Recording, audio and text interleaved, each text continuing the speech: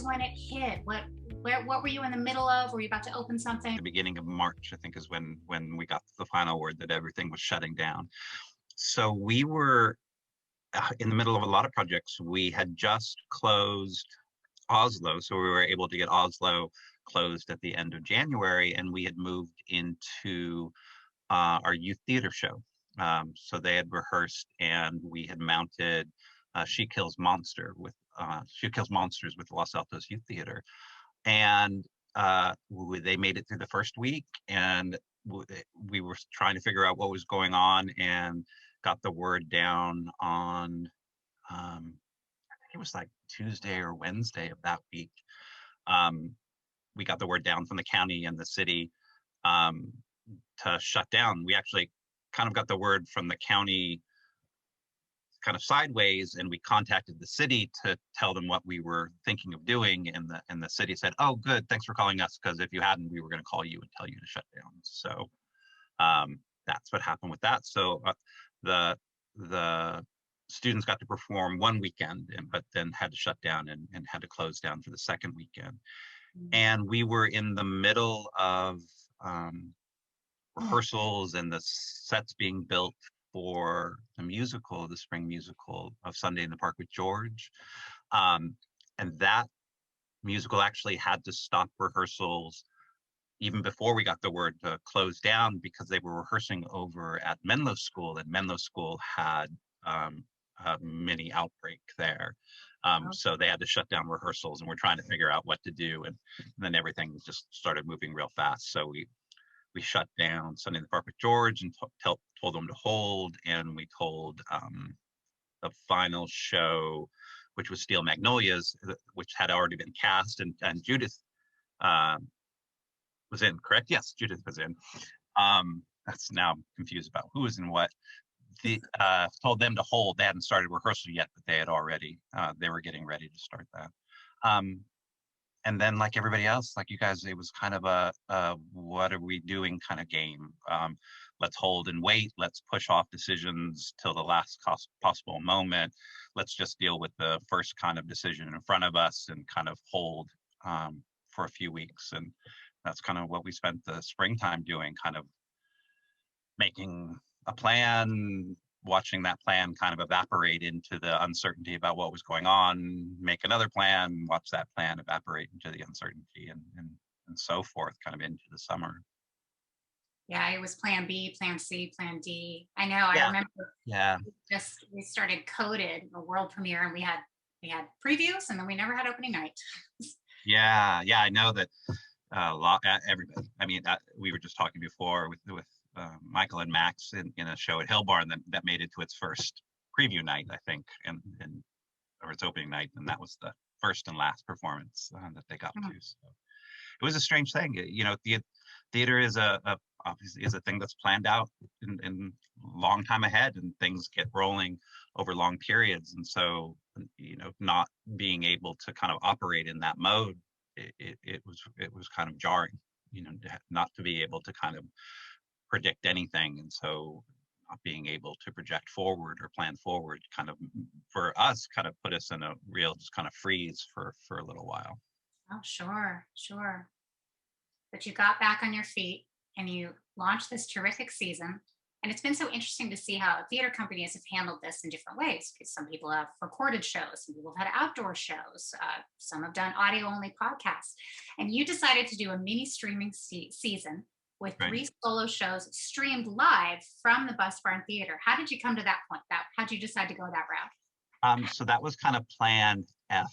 It was we went through a lot of different plans. We got into the springtime in the summer, and we're like, okay, well let's put forward a season and let's front load it with shows that we could potentially move out of doors, or shows that we could move to online streaming.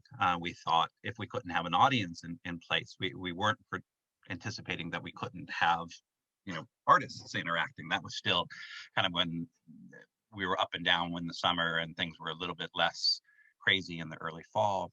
So we put together a season and started acquiring the equipment that would allow us to kind of pivot to do things online.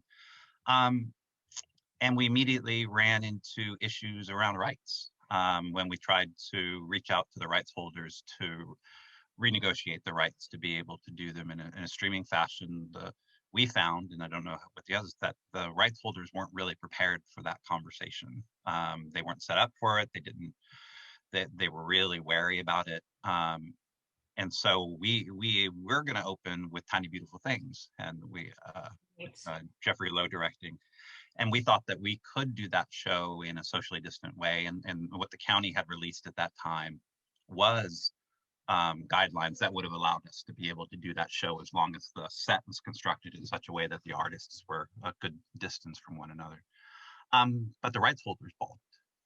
And while the rights holders were balking, that's when then everything started going crazy. And then the county changed its guidelines and had to pull out from what it had said about multiple artists in the space. And it just kept getting worse. So we kind of regrouped and looking at what the county had advised us around what would be possible, which was basically, as long as you don't have anybody else in the space and it's just the artist, they can take their mask off. And that was kind of where it got down to. And we're like, well, okay, then we can do solo shows. Let's look at what the solo shows are and what's available. And it's been fascinating to approach. I hadn't really been looking at solo shows in a long time and looking at what's available. Like other things, the rights for the solo shows weren't available either. And so it was interesting to have to approach the artists directly and get the artists to get the rights the licensing houses to release the rights to allow us to do that. And the artists have been responsive, so that's been great. But it was really something that we thought we could do, that we could do well, kind of keep up the level of production that we felt we wanted to present to the community, and something that we could do safely.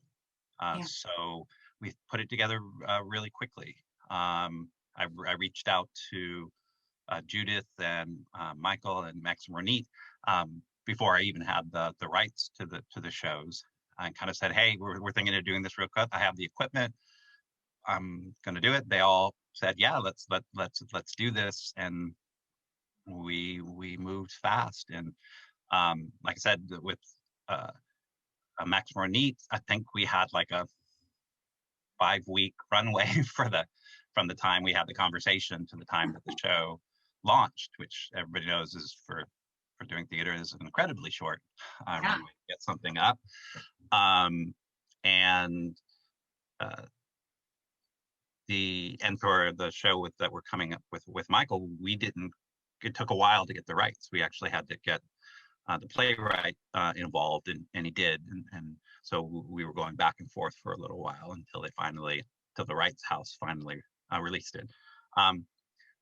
Which on a side note, the rights houses, once the playwrights got involved and they understood it, they were very helpful and very supportive. But it confused them too. There was a lot of miscommunications going on because, they were like, nope, can't do it. And then all of a sudden, they're receiving emails from playwrights, and it just created a lot of confusion for a little while. Oh yeah. I mean, everybody was caught off guard by this. And so you were dealing not only with county regulations, but rights. Yeah, we dealt with all this too. At City Lights, we ended up doing an adaptation of A Christmas Carol, and we didn't need permission from anybody, so that made it easier. But I can imagine. Right. But there's amazing, and even looking forward out of this situation, we hadn't necessarily put solo works because of just also our interest in involving as many artists and as broad a community as possible in the show. And solo shows just weren't something that was on our plate. But even moving forward, I think solo shows are something that we're gonna look at. There are a lot of interesting and amazing works that are done by solo artists that I think deserve to be within seasons, that hasn't necessarily, other than those specific organizations that focused around solo work, haven't necessarily been supported as much by the kind of smaller mid-sized theater organizations. And looking forward is probably something we're gonna continue to look at. That's great. That's great. Well, as you said, the first one of the season was Fully Committed by Becky Mode. And I saw this play years ago at a tiny little theater in San Francisco. I don't think it was the dot-com boom, but it was not that long after. And it's set in this snooty New York restaurant. And the one character played by Max Tachis is the guy on the reservations line.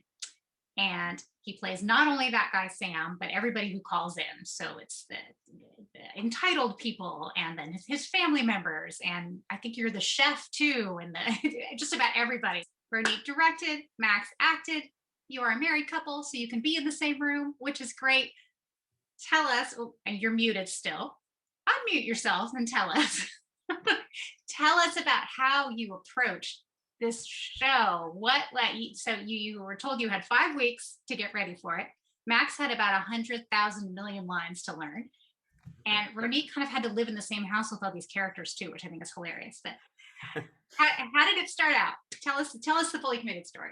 You make it sound like it's past tense that I was living with all these characters in the same house. They're still here. It's always good to have them in your back pocket. You got the call from Gary first, or got an email from Gary first? Yeah, Gary and I talked about it, and I said, let me talk to Max, because I didn't know the show at all. And I started the conversation. I was like, have you heard of a show called Fully Committed? And Max was like, let's do it. Yeah, I've been a fan of the show for a long time. So it was already on my radar. And that was really exciting. And then Roneet said they want to do it at the holidays. And I was like, it's already November. Yeah, like Gary said, we had about 5 weeks before it went off, and that gave us about 2 weeks at home and then 2 weeks in the space, right? That was about what we kind of flushed out, because luckily, I mean, when it came to the technical elements and all the things like that, that was stuff that Gary and his team at the bus barn were working on. So that was like built when we got there. So we were it was 2 weeks to finesse characters and get lines was the primary focus. So, yeah, if you think it was fast for us, I mean, Gary like snapped his fingers and there was a whole set on that stage. Yeah, I mean, that's what we saw. That was pretty much, I mean, aside from maybe some paint and like a desk that we swapped out, I mean, what you saw out there was like what we had when we walked in. Yeah. So that was, I mean, that enormous leg up when it came to getting this thing off the ground as fast as we had to. Yeah, and it just the whole team was like really ready to support us. From the first second, which helped it go off without a hitch, which helped us get there in 5 weeks. So. Especially knowing what sort of things to expect from a technical standpoint, because we're used to in a normal theater space, don't turn this way because you'll lose yourself. The audience, sight lines and things that the audience will lose you over here, or your voice won't carry this way, and all that. We did, it was a good starting point, but there was a lot of places where we go, oh, there's going to be a camera close up here. There's going to be a camera that can do this. So some of those things we had to really relearn and go, okay, that won't work here, but do the thing that you're not used to. Do the thing that your body tells you not to do, and it will look a lot better on camera. And that was, again, I mean, having all that stuff, we had about a solid week with the cameras before we had to really tech the cameras. Mm-hmm. So Roneet could sit and kind of watch a screen that had all of them on there to really kind of finesse that stuff out. Yeah, I had to shift my watching from Max on stage to being in the exact same room with him, but watching him on a screen instead, so that I could see how it was translating. And that was totally new for me too. And as you go through that process, I mean, now I've done some Zoom directing as well. You go through that process and you realize that like all those good actor habits that we've learned and all those bad actor habits that have been beaten out of us need to flop.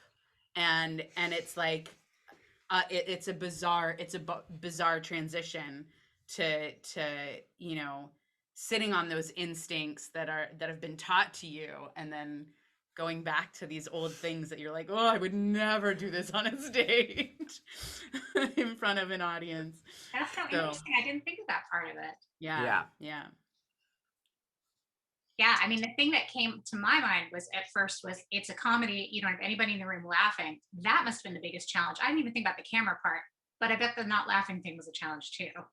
Big time. Yeah. Yeah. And I think I I cannot overstate the impact that not being on stage for a while, plus coming in knowing there's not going to be an audience, plus I think at week 3 or week 4, uh, the county went back into purple and then went back into maybe it's a full shutdown, and so we didn't even know. There were points where we would show up and be like, Gary, are we allowed to, like, is it still happening? What has the county said? And Gary kept up with the county religiously to make sure that we were always in compliance whether we could do the show or not.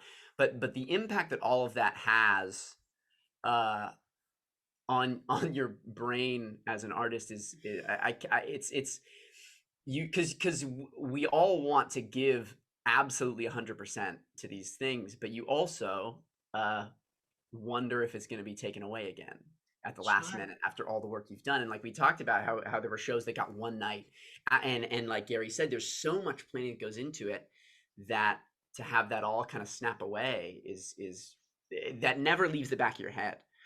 And so all of that mixed in with a comedy where no one's gonna laugh is it's a lot. I mean, it took a lot of adjustment to get used to just trusting that my instincts were right, that Roneet's guidance was correct. Like, we just had to trust each other that we knew that this was gonna work. Even though aside from notes from Gary, we never could really garner confirmation of if anything worked until the chat box at the end of the first live stream, where you find, I mean, that's the only time you can find out if anything worked. Wow. So it's it's kind of it's flying and landing, flying a plane while you're building it, but then also trying to land it with no lights on a runway at night. You kind of just go like, when we touch ground, we'll all know it. You know, whether that's way too fast or whether we got it, you know, we'll all know something happened tonight, you know. And it provides for the weirdest opening nights you will ever have in theater. Basically, you finish the show, Max said, okay, cameras are off, walked out there with masks and said, okay, well, we're done. Yeah, it was, I mean, we were just so exhausted. It was like, okay, I'll see you tomorrow. Great job. It was such a weird experience. I got to the theater with Max, and we went over some like last minute work things that we had to do before opening night.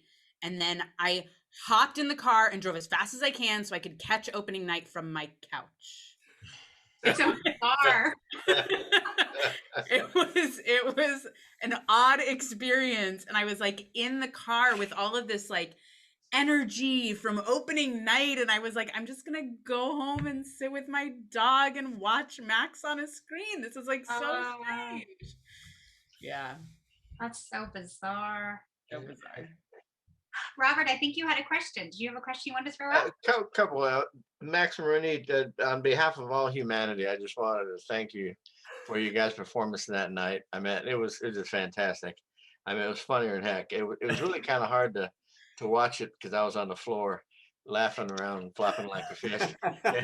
Keep watching. But I did have a silly question though. Did you ever, like in the first week after, did you ever go to bed with one of the particular characters in your head and then wake up with another character kind of in your head talking? I don't know if I ever like went to bed, if I ever like embodied somebody subconsciously to that point, but I did. I mean, I ran the lines, I ran the show kind of nonstop, even when I was doing other things. Oh, okay. So there would be times that if I wasn't paying, you know, if I wasn't paying close enough attention, I would be, you know, making a sandwich at lunchtime, muttering these lines to myself. Roneet would be in the other room going like, what? And I'd be like, not you, not talking to you, talking to myself. Yeah, that was just a superhuman performance. That was fantastic. I mean, there was not a hitch, everything. It was just fantastic. I just enjoy watching you and anything you do. Thanks very much. Thank you, Robert. Hey, Max, did you have a favorite character? I really enjoyed I really enjoyed the chef, which I don't know what that says about, but I don't know what that says about me because he's the worst. But I really enjoyed the chef. I think because the chef's body was so much looser than everybody else. We made a lot of the people who were, because like you said about the show, you made a lot of entitled customers and some really high strung people, and so we made a lot. There were a lot of tight bodies and tight shoulders. Yeah. And so I think the chef allowed me to relax for a minute. He slumps in his chair and I don't know why, but his hips never stop moving. He's always kind of a little wobbly, and so I think it was nice because it was just a chance to relax my body in those moments where I could be the chef. You're always such a physical actor, especially in comedy. I mean, it's such fun to see I'm sure some of you saw that picture I put on Instagram where I just had all these little snippets of Max playing all these different characters. That like the hands were like this, and I love how the guys always like Yeah, and there was a lot. I mean, again, this is where Roneet really had a keen eye, because there was we didn't. I knew it would be a lot of fun, but the show scared me a lot because I don't do a lot of voices, and I don't do a lot. I mean, like the stuff that the show required, I don't do regularly in shows where I get to be funny, because I pick one, you know. And so the switching back and forth, Roneet was really, really sharp about going, you did that with your hand. What was that? Let's do that. Let's make that the thing for a while and see what that does to the rest of your body. And you did. Okay, we need you to do that work that didn't. It was really, really sharp on the stuff that I didn't even know. I mean, I don't know where the hand came from, but then it became the hand, you know? And that was kind of with everybody. I mean, everybody had that kind of finite thing that you grabbed out of the air. And then there were some characters I'd be like, you can't do that hand because you're doing that for the chef. So that can't be also Jean-Claude. Yeah, it was Jean-Claude, the French maitre d'. His hips, it took me a long time to lock his hips in, because he had chef hips for a really long time, which were very fun, but it didn't. I think once, again, like that was something that definitely made that character more real and more defined, was to stop. Better to have had the hand than the finger. Yeah, exactly. I think that also speaks to the fact that I know you very well. And so that was kind of, you know, I had a leg up on that. Like, I know Max's personal mannerisms, and I know them so keenly, so I could recognize when like this character was kind of shifting into another character and how to separate them. And so I think that, you know, the fact that we're married added to that ability a little bit too. Yeah. Love it. Thank you. Yeah. This is great. Fun Well, to let's revisit. move on to the next show of the mini streaming series. Can I ask a question? Sure. And then there'll be plenty of other time for questions at the end too, but jump right in, Sarah. Oh, okay. Thank you. I wanted to ask you, you said that you had to unlearn all of those things that they told you as an actor never do for live theater, but is it similar to like movies where you do have to do them? With this show a little bit more. With Zoom, it's like its own medium completely. But yeah, I mean, a little bit yes and a little bit no, just because we were still on a proscenium stage, right? So we didn't have cameras all around. We did only have cameras kind of, I mean, it was a little bit circular, but almost a flat visual, right? So it wasn't quite, and also we didn't have close-ups, which is like what you'd have to do for on-camera work. Like Max almost had to be bigger at some point because the cameras were far away, right? But then at other points it was like, well, the camera that we really want to use is in the walkway. I would on the side. So to act to that, I'm leaving out the entire audience. But we're going to switch to that camera, so it's going to be deadlocked, and that's going to be great. But normally, my instinct to act to an aisleway on the side or the side of a barn door is like not what I want to do. Yeah. Yeah. And then the live aspect, right? So like it's on camera, but it is live. So, you know, usually when you're on camera, they're like, okay, we're going to do just this shot 5 times. But this was like, we're doing this shot, and then we're doing this shot, and then we're doing this shot again, and then we're doing this shot, and then we're doing a completely different shot. So yeah, it's all a different world. And no retakes when you forget your And line. no And when you retakes. forget your lines and have to quickly run off stage and check the script and run back. Oh boy. Oh, no one saw that performance? Great. No one was there? Great. I'm really happy. Then it didn't happen. That was the story I used to encourage Judith. Yeah. I love it. Well, Judith had also quite a task. All of these actors have quite a task. Judith was in Anne by Holland Taylor, playing Texas Governor Ann Richards. And I think this was a longer play, right? Wasn't it a 2-hour play, Judith? Is that right? It was. Yeah. So you had a lot to do. And I know Gary designed the set and the lighting for Anne. Gary, did you do that for all the shows as well? Oh my goodness. Okay. In your spare time, right? Look at you, the two of you. Now, Gary, you directed Judith in this, and obviously you two have a pretty good rapport. Oh, Judith, tell us about taking on this iconic character. Oh, well, you know, obviously it's a challenge to portray someone that many people are familiar with, right? And the personality of that well-known person. I mean, when I grew up, I was aware of Ann Richards. I remember Ann Richards and what, you know, a flamboyant character she was to me at that time. I wasn't very political, so I didn't really, you know, understand all the politics of what was going on at that time. But one of the things that really, when Gary proposed it and I read it,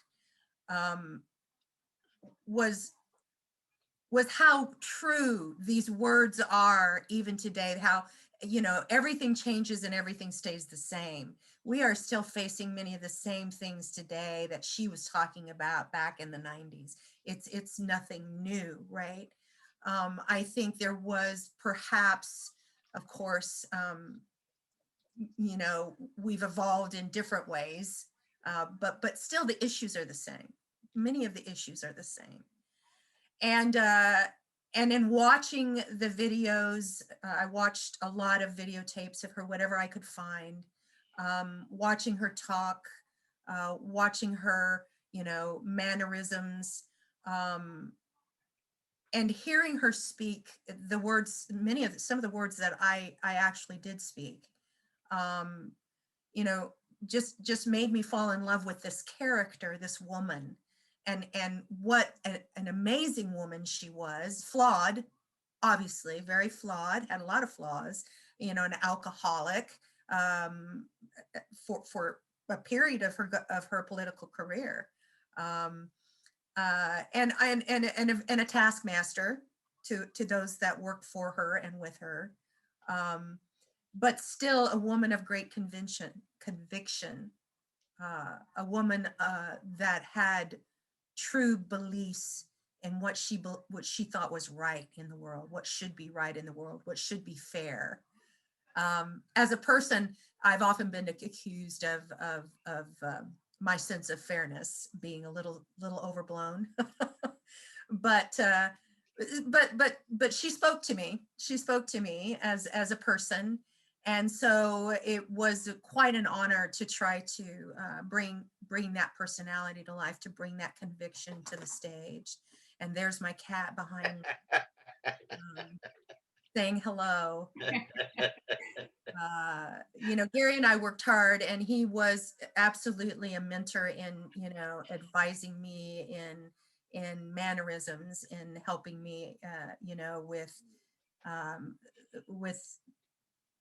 the voice and the delivery of her humor.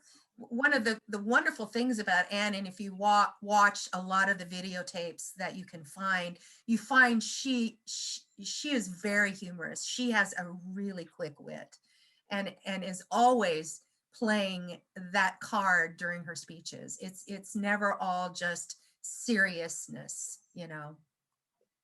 And so that was really fun to explore as well. I love the bit about the bangs, the rethinking of the bangs. Yeah, she wasn't afraid to give her opinion for sure. If she felt it was warranted and someone could benefit from it. Yeah, I unfortunately did not get to see the whole show, but I enjoyed every minute of watching the clips. And I don't even need to ask Gary why you chose this play, because it's just fantastic. And Yeah. Judith, oh my goodness. Sorry, go ahead, Gary. No.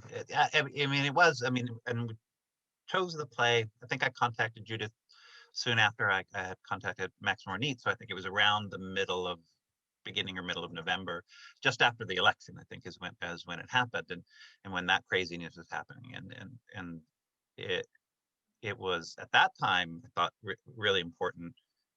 Well, actually, I had looked at the play earlier on and thought it would be something to do around election time, but that wasn't really working out as far as the timing. And so just looking at a person who at a time kind of represented an approach towards politics that obviously is kind of sorely missing from what was going on here. And then as we moved through the rehearsal process, the whole January 6th thing happened. I mean, we were right in the smack in the middle of rehearsals, and Judith just was devastated. Calling me up but just about what was going on and how does that inform this, and how does that kind of give more urgency to this piece in itself, about somebody that's really talking about a person who ran for politics because they wanted to serve, not because they wanted the power of the job itself, but what they could do for others, and that she was always focusing on what was it that she could do to help others advance, both as a public but also politically.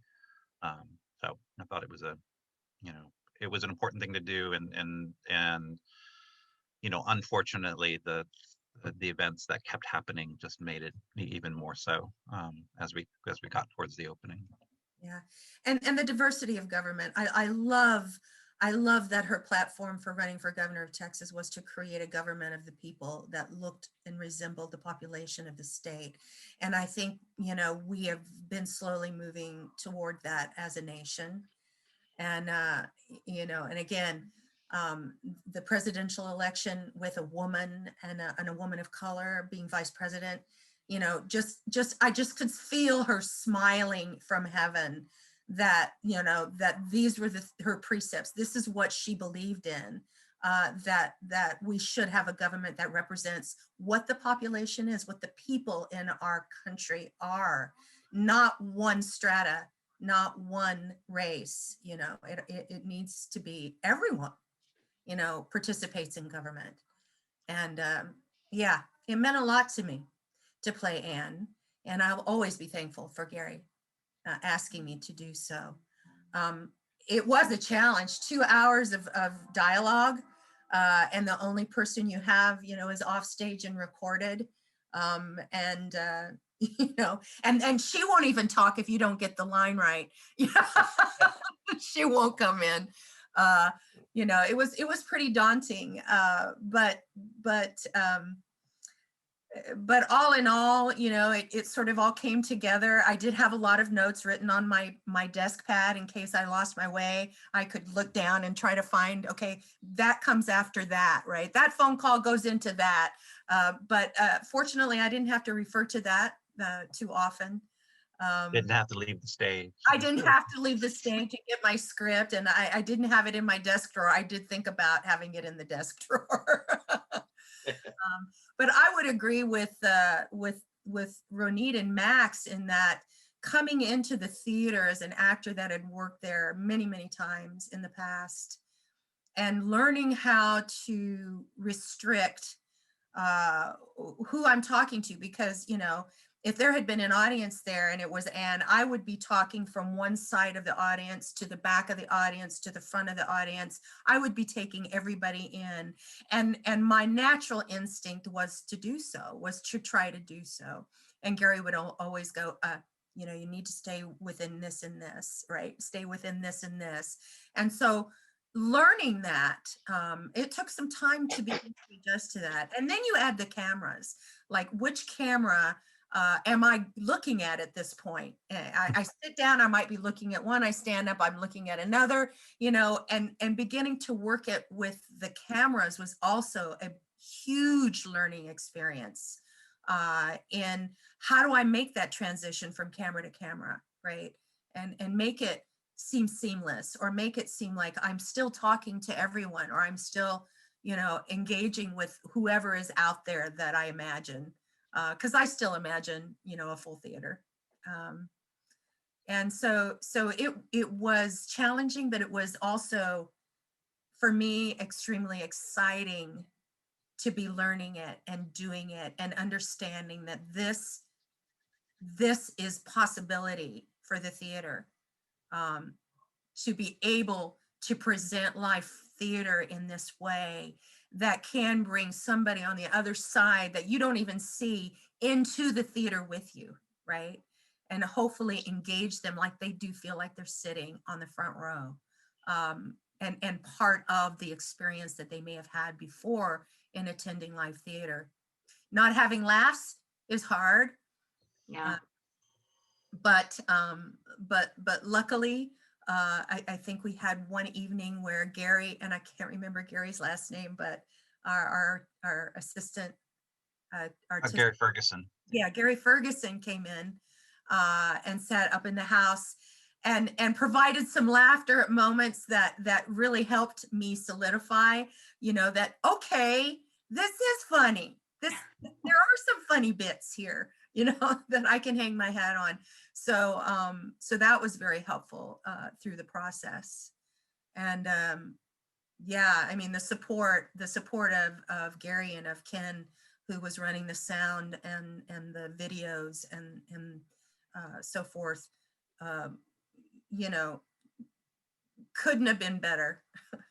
I mean, really, as if you're a single actor on a stage having to do this show all by yourself, to have that kind of support was extremely comforting. I love your optimism, what you're saying about this is, if this is a direction that theater has to go in for a while, let's find value in it, and let's find some excitement in it.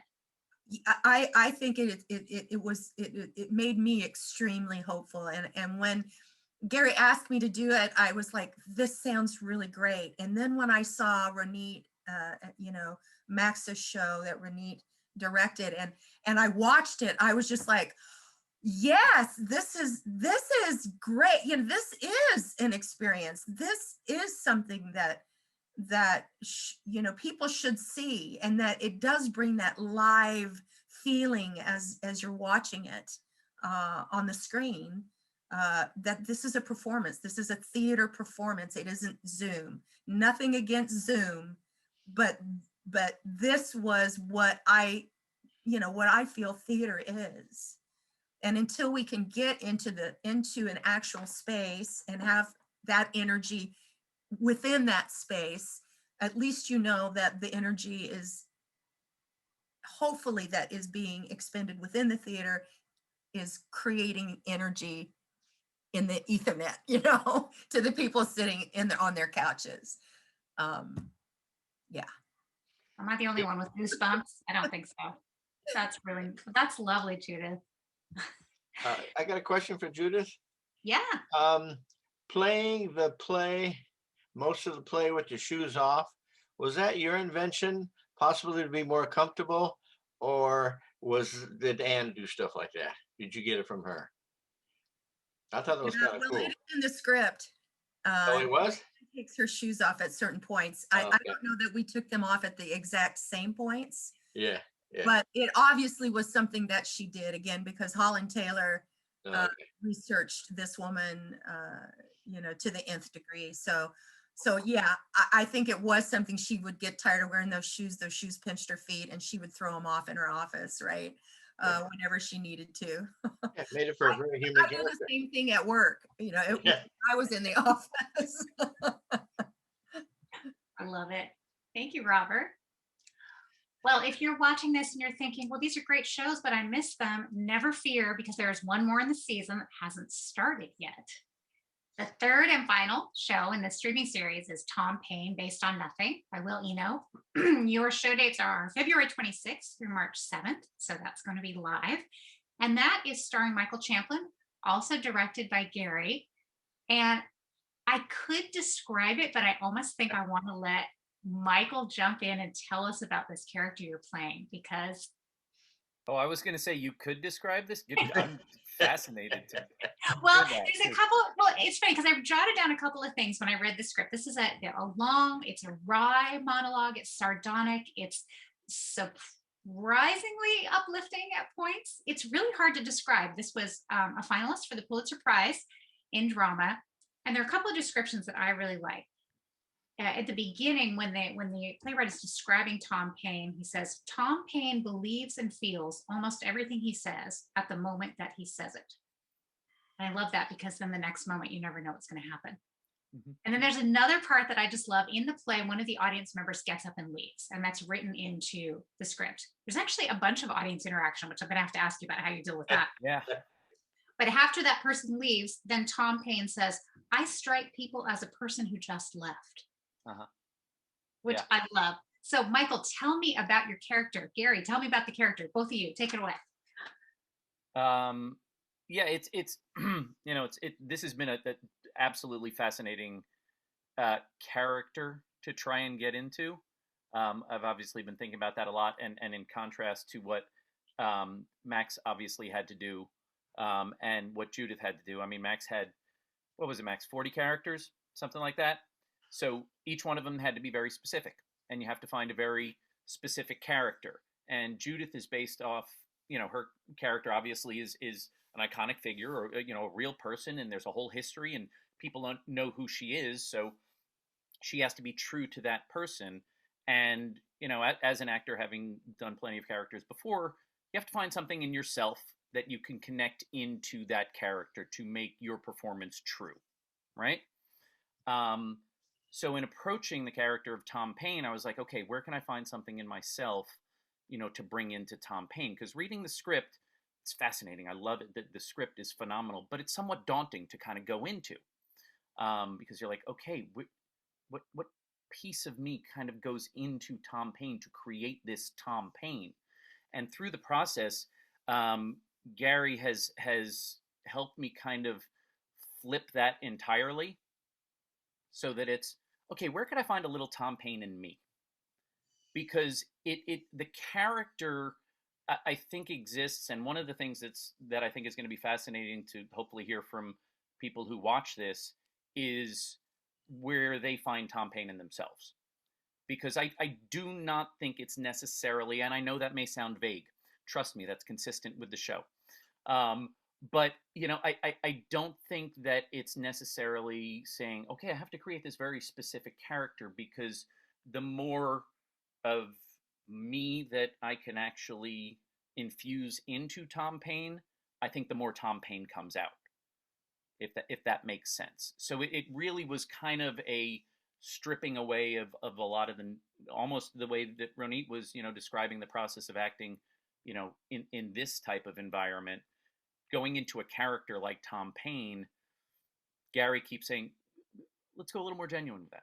Let's see if we can just rely on, what you're doing. And I was like, okay, let's get, and that's when I started to find out who he was. So fascinating process.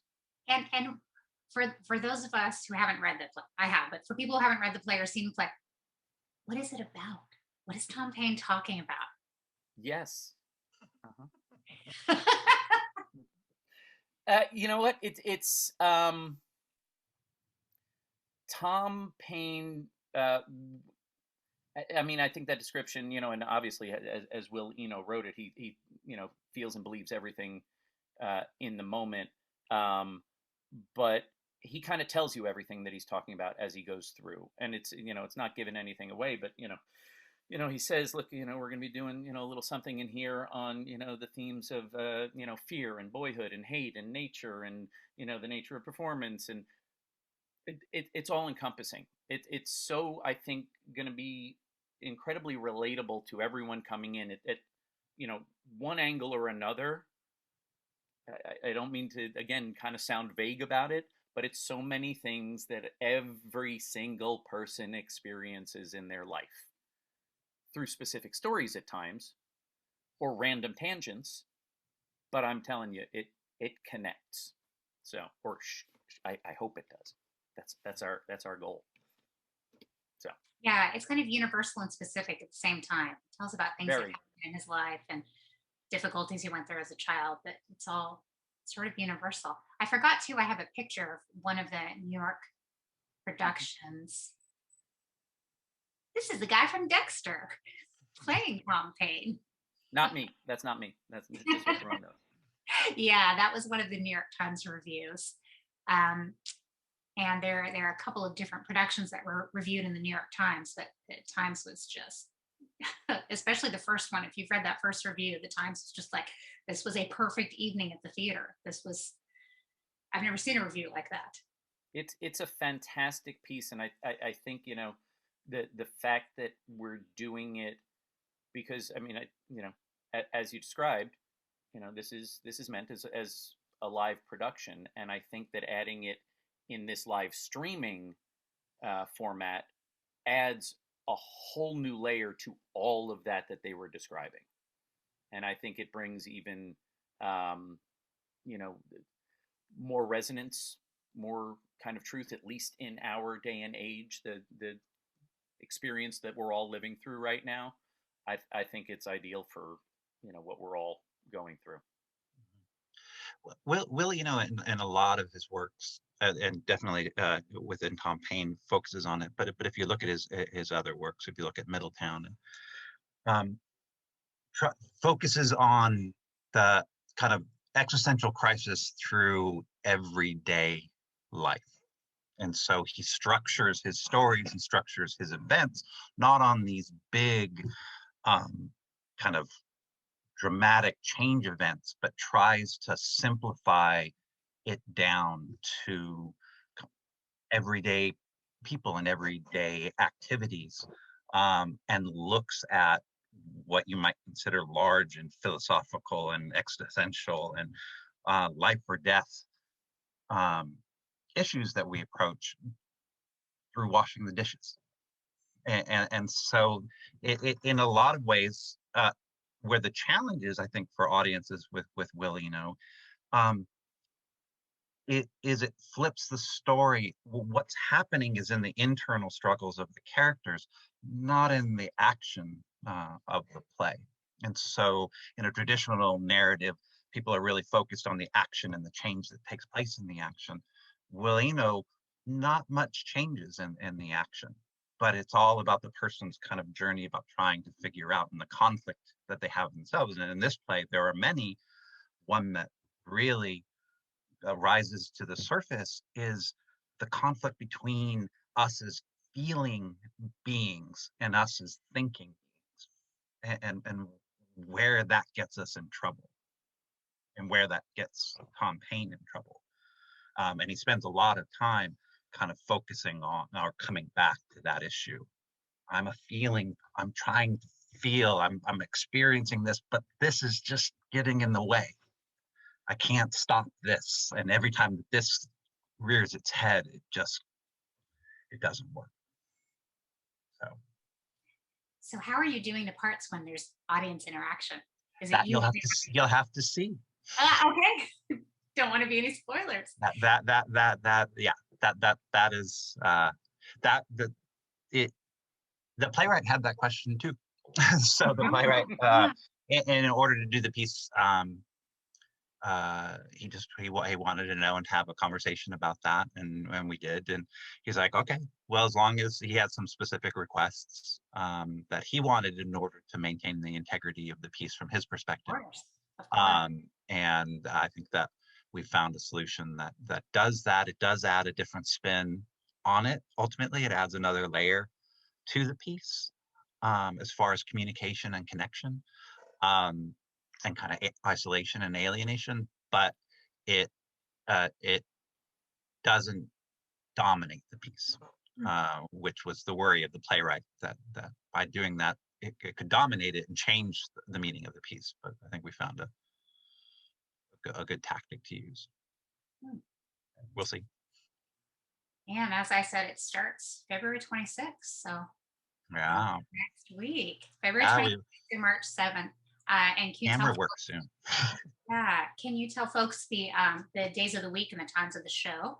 So all of them have been running Friday, Saturday at 7 p.m. and then Sunday at 2 p.m.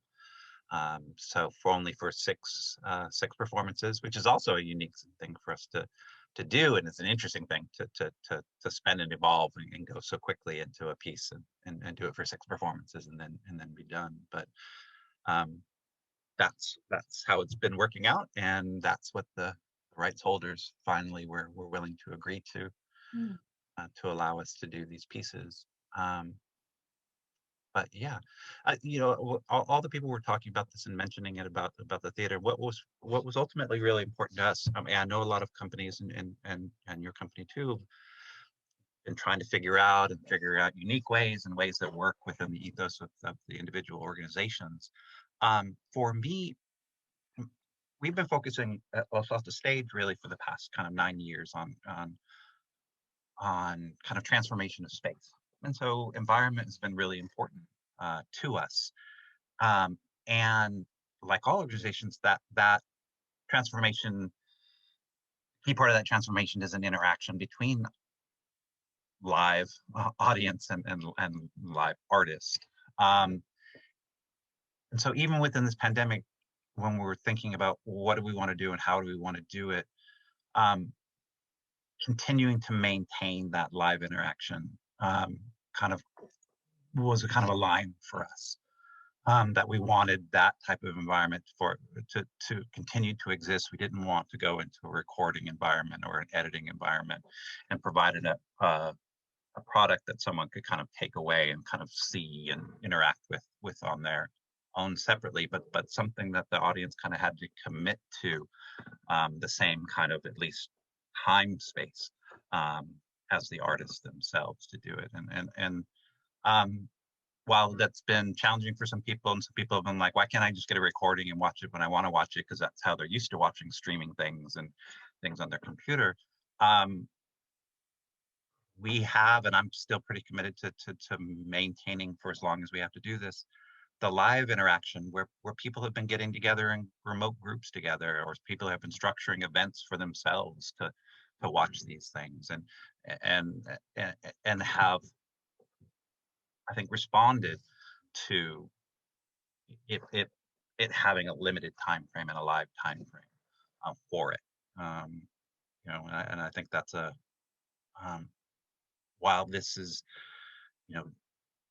doesn't have that same kind of transformational experience of an audience member being in a theater with an artist, and that won't be happening for some time. It does and have the other elements that I think still kind of at its core make it theater and not or not kind of just a different art form. And I think that what's going on now is stories are being told digitally, but people are kind of by necessity kind of exploring a different art form than theater, which is great. But I think still that there's a way to continue to focus on theater within this time frame, and that's what we're trying to do. Yeah, and I mean, I'll just say, I mean, I think it's fascinating that you still do get that live shared experience, that live community experience, even if you're not sitting next to somebody, and if you're sitting at home and they're sitting somewhere else, I personally couldn't be more thankful for this type of opportunity to do something live and be on stage, which, by the way, was absolutely the most exciting thing about the past year, was going into the stage and stepping on that stage for the first time in 11 months. But I'm from New York. I've lived out in California for 15 years, but all of my friends, all of my family are back east, and I got a contingent that's all going to be watching live on opening night. And I know I'm going to walk off at night. right? But at 10 o'clock at night, yeah. Right? And they're all going to be in their respective homes, but watching together. And I hope I'm going to get some texts or calls when I get out of the theater. But there will be that immediacy. and there will be that shared experience that will be for that one night only, right? And that's one of the things that's so, exciting and invigorating about doing a live performance. And I think this, as much as anything, really, really, I got that feeling watching Judith. I got that feeling watching Max. I just, I am ridiculously excited. So I love just how optimistic the tone of this all is. Judith, you were going to talk. Go ahead. Oh, I was going to say just the fact, yeah, I mean, for me doing Anne, members of my family were able to come to a live performance of mine, and they haven't been in years, right? So that was very exciting. And people that I know on the East Coast and people that I know, in Oregon and Ashland were able to see me perform live, and they haven't seen that in years. So it's very exciting. I mean, it's exciting because it does sort of broaden even the people that we can reach and touch with live theater. Thank you, Gary. Yeah. I would add something. I'm a member of a social theater group in Los Altos, and we've been organizing for the last 2 plays kind of social events around the play. So what we do is we meet a half an hour beforehand, give everyone a chance to say hello, and then after the play, we come back on for an hour for discussion. And it's really, I think, been really meaningful. In fact, the discussion after the play is a little bit more like a book group discussion than just what you might have had in the past, which has been more of just a pure social event. So I think that the format has forced us in some ways to become more attentive and a little more, I think, serious as an audience. And it's been fantastic. I think folks have really enjoyed that. And I think that going forward, even when we do get back to a place where we can do live theater, I would imagine that people would appreciate a more substantive discussion after the play than just, hey, that was great, kind of a thing. So I think it's really helped us a lot. And we've really loved the past 2 plays. And I still cannot imagine how anyone can memorize 2 hours worth of text. But well, I just heard that Judith and Max had their scripts. Gary didn't give me that option yet, so we're talking. No, I'm kidding. Mine was in the booth. I had to run all the way up to the booth. So let's not. I should have had it in a drawer. That would have been a great idea. I didn't have it in the drawer. Great job. Yes. And Gary, you're awesome. We're so lucky to have you in our community. So thank you all. And this has been a great evening, actually. Thank you.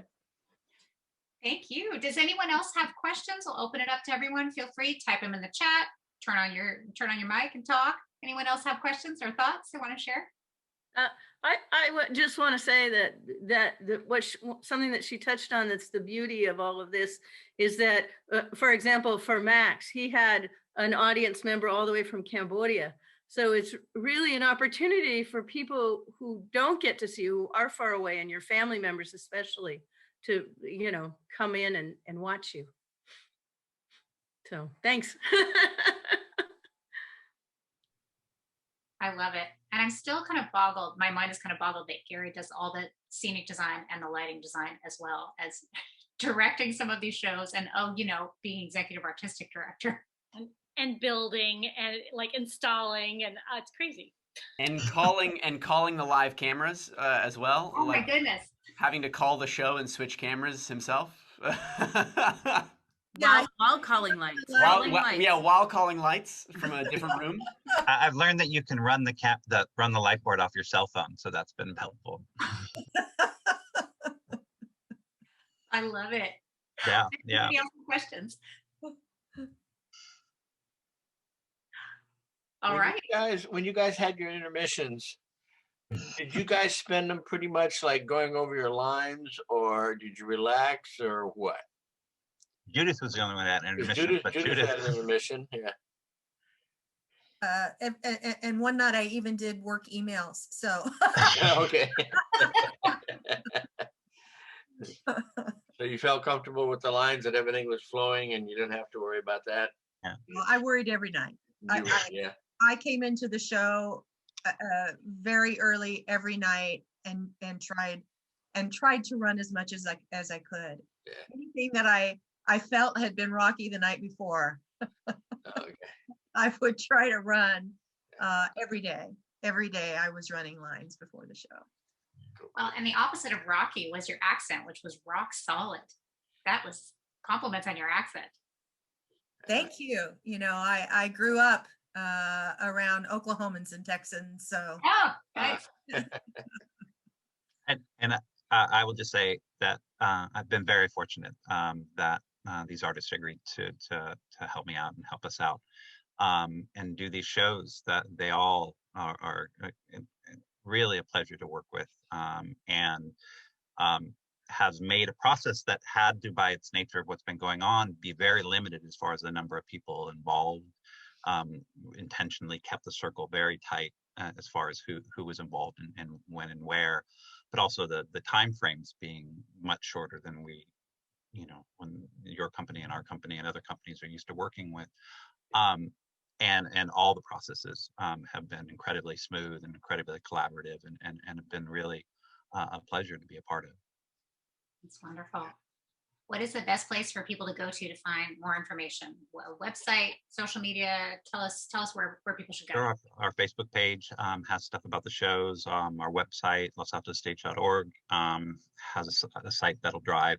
All the shows are being run on an outside platform. The rights holders really specified what platforms they want us to use in order to try to contain it a little bit. I mean, rights holders are concerned about these things being recorded and being distributed widely.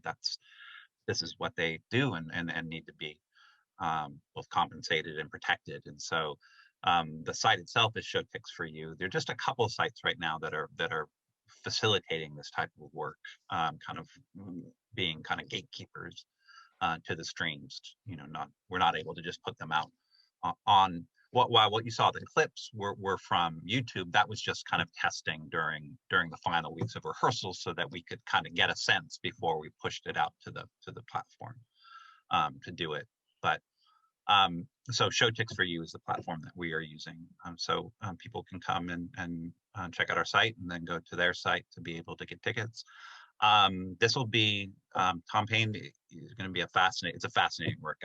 I love Will, and as a writer and as a thinker, he's just an amazing artist. And it'll be a wonderful one to end this series on. Ironically, it was the one that we were going to do first when we're thinking of this whole series, but just the way things kind of played out, it's being last, and I think it's actually a more appropriate one to be last. But that said, it probably won't be last because we probably are going to be adding an additional 2 shows on to finish out the year. We'll see how the whole restrictions play out, whether or not we're able to bring Tiny Beautiful Things back at the end of the year. That's just going to be dependent on whether or not the county goes back to where it was kind of back in September of this year and what it said were possible. So we'll have to see. But we're looking at a couple more single person or at least single household shows that we can bring forward, and probably within the next couple of weeks we'll put out information about that. So we're now on a kind of show to show, project to project type of basis, and we're going to be there for a little bit. I mean, it's hard to look for the fall and what's going to happen and whether or not we can kind of project in a longer time frame, but we'll probably be in a project to project basis through the beginning part of the fall and probably into the early winter before we can kind of look ahead and start bundling together multiple shows and have some level of confidence that we can actually move forward with those plans. It's been hard to have to announce to our supporters and audience, oh, we're going to do this. So, okay, no, we're not. Okay, how about this? No, we're not. So we're trying to be both as to drive forward as much as possible, but also be aware of the limitations as far as what we're able to plan and do. Sure. Gary, I was going to ask, do you want to say anything more about the ticketing process? Because People that get tickets. Because it's a little confusing where it comes in on your email and stuff if people haven't already. Oh, that's it. So people go to the show ticks for you manages the tickets. So I think that's been confusing for some people, getting an email from show ticks for you and not understanding that that's actually the ticket.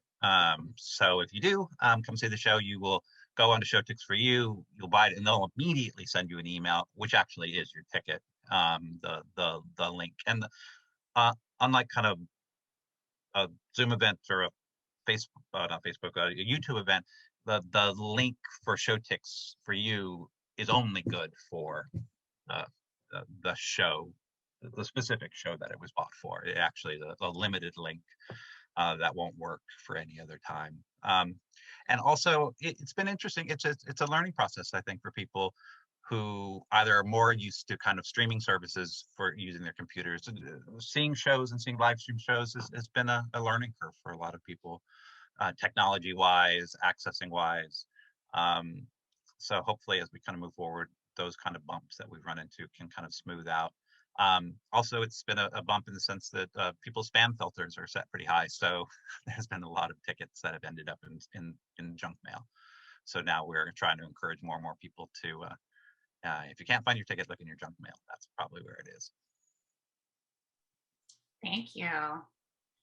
There's another question that popped up in the chat. Oh, and Amy, thank you. It looks like Amy's put some information in the chat on just the process of the ticket buying. So that is very helpful. Thank you. Why is this hidden? I'm trying to read this question. Oh, okay. There's a question in the chat for Roneet and Max and Judith and Gary. After going through this once, this kind of streaming show, did you have any aha moments on things you would change the next time around? Yes, please tell me. I need to know. I think my biggest aha was learn your lines before you start rehearsal. Let me write that down. Original.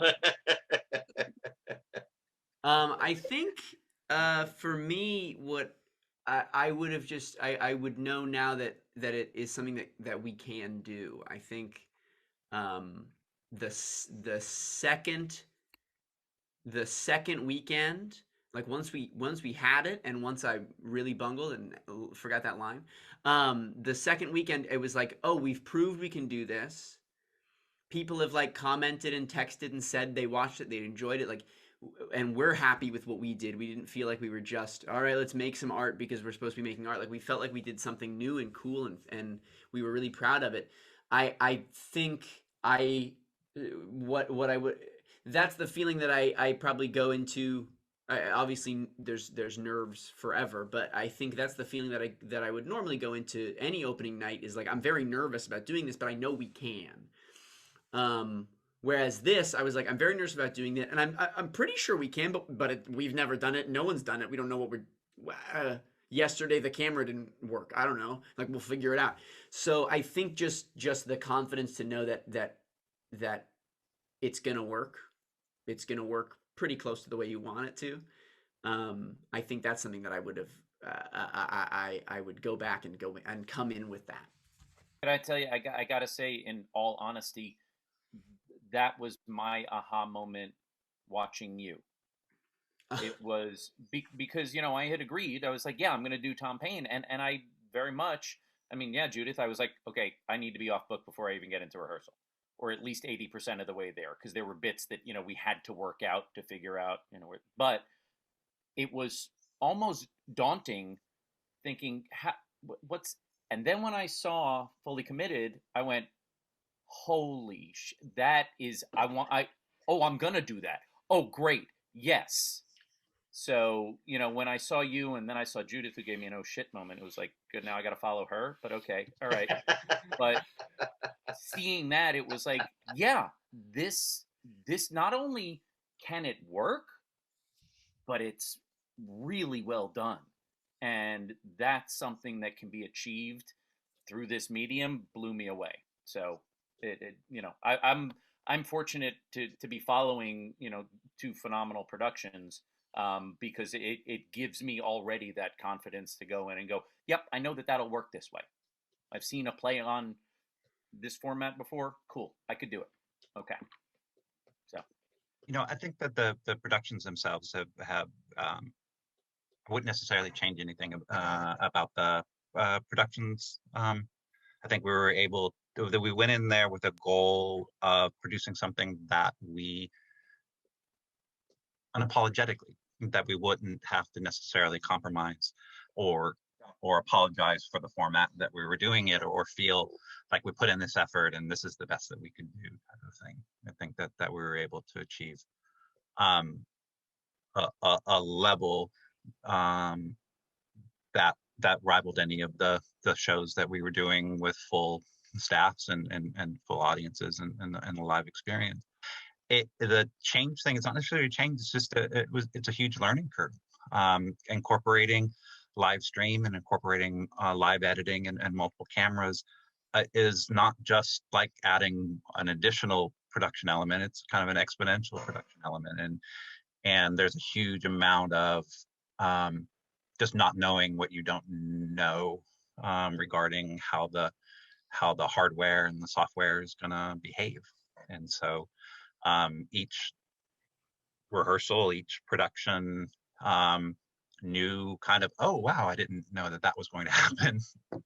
Experience have, and you kind of learn from that and try to kind of move forward and make sure that doesn't kind of happen again. And so I was pleased with the work that was done, definitely on the show and the production values of Fully Committed. I think the camera work was fine. I think the camera work improved with Anne, and hopefully will improve with Thom Pain, just because it just is a whole nother beast, and we keep adding more elements to it. So we're going to be hopefully very skilled in doing this by the time that those skills will hopefully be obsolete. So that's what I anticipate happening. So, because I don't know that we'll be able to do hybrid. I mean, we'll see. Maybe we'll get our skill level up to be able to do hybrid with live and the streaming. I don't know that the rights holders will actually support that type of endeavor once we're able to bring live audiences. I think the rights holders will pull their support for live stream. But we'll see. Maybe they won't. Maybe they'll be interested in hybrid. But like Max has said, it was like, oh, you're in the theater. You couldn't have been in the theater. There was so much equipment in the theater and stuff in the theater. The whole audience, the whole seating unit just looked like one big kind of mess of technology sitting out there. And a little less so for Anne, and not at all for Thom Pain. And so we're getting more and more kind of tricky as far as how we're incorporating the technology in it. So you will actually see the entirety of the theater in Thom Pain. Well, it's a more minimalist design, right? The scenic design is more minimalist, and it is, but but Thom Pain intentionally incorporates the entirety of the theater. Nice. Nice. Can't wait. Yeah. Thank you all so much for sharing your evening with us. This has just been fascinating. As I said, City Lights hasn't done a streaming show quite like that. We've done recorded, we've done podcasts, we've done other stuff. But so it's just fascinating to hear how this all came to be. Can't wait to see what you do next at Los Altos. Got a question for Gary. Gary, going forward until the pandemic is over, do you think it might be a good idea for the actors and for the production crew to allow a limited set of people, like, I don't know, 2 to 4 to maybe 6 people sitting strategically in a theater when you guys do your Zoom performances and your taping, just to give a very small, minute, limited feedback of either laughter or clapping or something about a production to help them out and to keep them on their toes? Right now, that's prohibited by the county. It won't allow you. Okay. Yeah. So the restrictions, even when they were more liberal Yeah. in the thing, we're still limited only to the necessary staff. Just So anybody outside of staff was really not even allowed in the building, regardless of okay. masks or So distance. even though they're 10, 15, 20 people, 20 Yeah, feet apart. yeah, yeah, Okay. because that turns it into a public Okay. situation, and public gatherings around arts events are not prohibited. We're only dealing with, well, in this one, when we're running it, there will only be, in the entirety of the building, which has multiple rooms, only 2 people, the actor and myself, in it. And that has been, like I said, the beginning,